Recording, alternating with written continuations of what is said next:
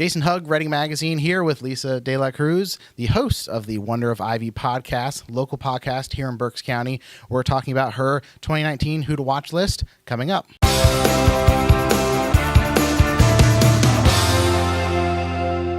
Lisa, how you doing? I'm good. How are you? Good. So you chose 16 people to be in your Who to Watch list for 2019. Tell us, before we get into this year's list, tell me a little bit about last year's list, because that was the first time you did it, and how you came up with this list and why you're highlighting people in Berks County. So what had happened last year was I got the 30 Under 30 Forbes magazine. Okay. And I was like, that's one of my dreams, to be featured in something like that. Mm-hmm. So last year when I got that, I was like, I would love to be featured in that, but we don't have something like that. So let me make something for my peers. And just kind of the selection process that I did, I just went on social media and I was like, if you know someone you think would be awesome to feature, or if you yourself want to be featured, contact me. So basically the list just was compiled of people that I knew, as well as people who I guess were nominated. Okay. And then I had a certain number of people, and then the people that got back to me were the people that got featured. Mm-hmm. And it's new every year, right? Yes. Okay. So I didn't think I was going to do it again. It was like a one shot. I didn't know where it was going. I think last year it was like maybe a month and a half planning. It was just a random idea. And then I was like, okay. And then this year I wasn't thinking about it. And somebody told me, that's one of my goals this year is to be featured on your list. And I was like, oh, I guess I have to do this again. So you should do it again. Yeah. Right. So then this year it was more planned out. I started planning 2 months ahead of time. Okay. But similarly, I went online and I asked people to send me people that they knew that they wanted to be nominated, or themselves if they wanted to be featured on the list, because I don't know everyone. So who's on the list this year? So this year I'm very proud. It's a very diverse group of people. A lot of people, I would say that a lot of people that I didn't know that were nominated to me by other people. Last year I featured Marquise, who was from the Dear Reading podcast. And this year he added his cast. So I had the honor of featuring his cast. So I had his co-host Bree Tyson, Daquan Williams, as well as Marie Sykes. And then I also had local entrepreneurs, Michael Ribe, who does King of Crepes. I called her the activist, Raquel Capellan. So it was a lot of different people, more so in different sectors of the community that are doing different things. And so for people, and we'll put a link below so you can see the list right now. And I guess you put it into a nice little bit more of a better wrapper this year. Tell me about that process. So that was spur of the moment, random idea. And that's kind of like a lot of things. Oh, it looks good. Thank you. So I thought of wanting to do an ebook because last year I just had it on WordPress and you would just go on the blog, and I thought I wanted to do that this year, but they updated how you do a WordPress, so everything's like block style, and I was like, I want somebody who's featured to be able to show this to a friend or family member and they think, wow, this is something professional, this is something that looks like an actual publication. Yeah, more of a magazine look or something like that. So I actually did it on a trial version of InDesign. I bought a template online and I spent 7 days putting it together.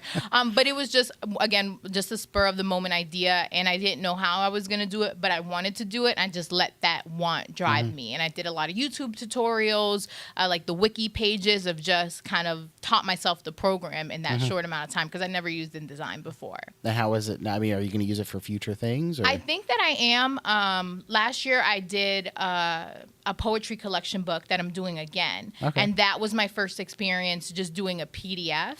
And that I did in Photoshop, which I learned was a very bad mistake. Yeah, Photoshop is not easy for that No, kind of it's stuff. too big. Yeah, right. So then that, I think I'm going to use InDesign for that. But I think that's the one thing that personally with my brand, The Wonder of Ivy, it's a learning process for me. So everything that I do, I'm teaching myself, and I want to beat myself. So last year I did the list on WordPress. This year I did it as an ebook. Next year might be plaques that I hand out. But that's one of the joys of running my own thing, that I can kind of, if I have an idea, make it happen. So you interviewed all of these people individually, right?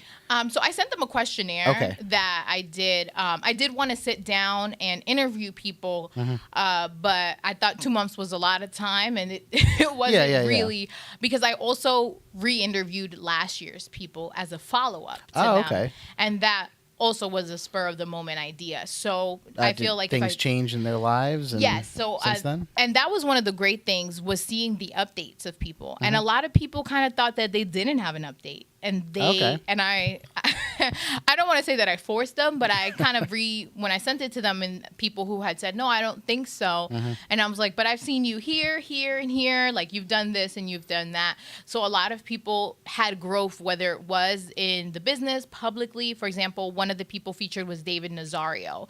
Last year he was working on his book, and this year he published his book, and he was able to update us that the book was published, and now he's focusing on touring the book nationally, going to California, New York, and things like that. And then other people, for example, I had an artist, local artist, Mans, Emmanuel Escasita, and his progress was more so him working on the album, and the album is now dropping in 2019. So it's not something that someone can go see, but the work is still being done, just not in the public eye. Yeah, I guess individually people don't see their life and how it progresses as quickly as other people do. So I guess when you came in and kind of said, no, you've been doing a lot of better things since last year. So does that go on the blog as well? Yes, and I included, I made sure that I asked, the questions that I asked for the follow-up were, so what are the lessons that you've learned? Because the questions that I asked for the list last year and this year were kind of like, what are you going to do? And then when I followed up with them, it was, what will you be doing? When the follow-up was, what did you accomplish? So it is kind of like the questions kind of balanced off each other. So you told us you were going to do X, Y, and Z. Now, did you do X, Y, and Z? And if you didn't, then why, or something like that. So out of the people you chose this year for 2019, going through the questionnaires, what was inspiring? What did they do that you caught your eye? For me, a lot of the people that I chose, I guess I wouldn't say that I chose, but people were nominated to me and I didn't pick them. But the people that I saw, it was just kind of like that hunger, like that they're working now. And it was, like I said, when I wanted to interview, people are busy, but they're busy working on what they want to do. So everybody that I featured, in some way, I felt like their message deserved to be told, like their story had to be told, and they're doing things that I feel like need a public eye.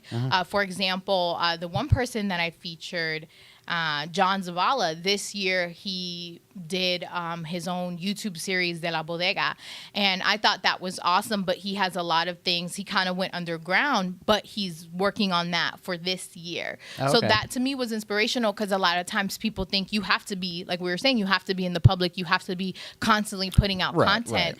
But as you know, in this entrepreneurial lifestyle, it's not always what's being done. Just because you're not posting about it doesn't mean that work isn't happening. It's happening. It's kind of like an iceberg, you know. Right. Everything's happening underneath the surface. And projects people think happen overnight, but really it takes months to put it out there. Right. Oh, yeah, like your list. I mean, that was 2 days, right? Yeah. 2 seconds I made that happen. So any other stories from people you featured? Yeah, so I like the thing with my list was that it wasn't just artists and creatives. Like one person that I put on the list was Jonathan Tinoco, and he's from El Barrio Alegría, and he's somebody that you may not see doing public things. He doesn't have a blog or anything like that, but he works with El Barrio, and he's constantly doing events. He's at events, he's organizing, he's making those connections. I think I called him the organizer. I gave everyone like a little title, and that was somebody that I just admired, because I met him in 2018, and it's like every time I saw him, he's talking to people, he's making connections. I think he's the coordinator of outreach for Barrio Alegría, so that's a lot to do, since they moved locations.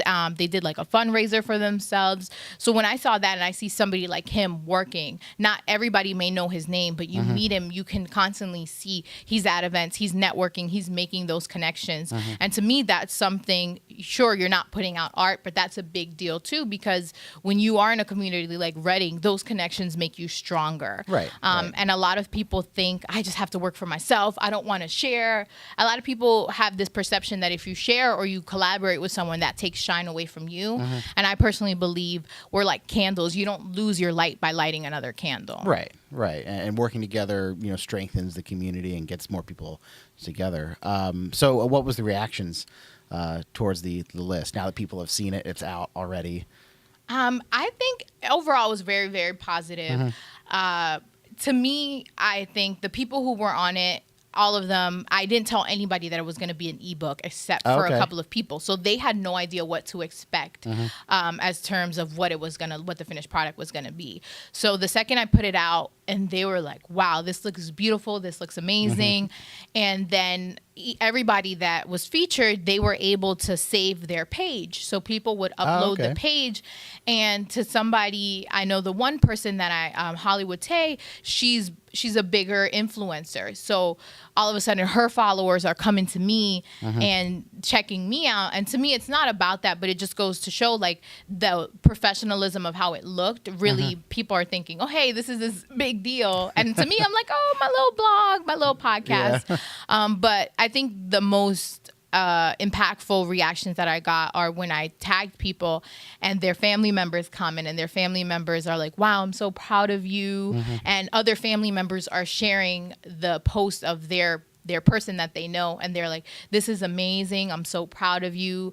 That to me is worth everything, because a lot of the times I think as entrepreneurs, or you're doing things, the people closest to you don't always see it. Right. And I know for me, my parents thought I was just doing a hobby, and I got featured in a publication for them to be like, wow, like this is something serious that you're doing. So to be able to provide that to other people, that was like the icing on top of everything. But I think it really did have a good turnout. I would say it was successful to me just based on that, and just the amount of times that it was shared and people saving it and reposting it. Anything new happening for next year for the Wonder of Ivy podcast? So this year we are making a comeback with more stories being told, as far as I want to get into different communities here locally. I want to make sure that the underrepresented have a place where their stories can be told. And I want to teach my listeners something. I feel like when I listen to podcasts, when I'm reading the news, going on different publications, like I want to walk away with some type of new information. So that's one thing that I'm working on. I'm also working on my poetry collection. I'm doing it again this year.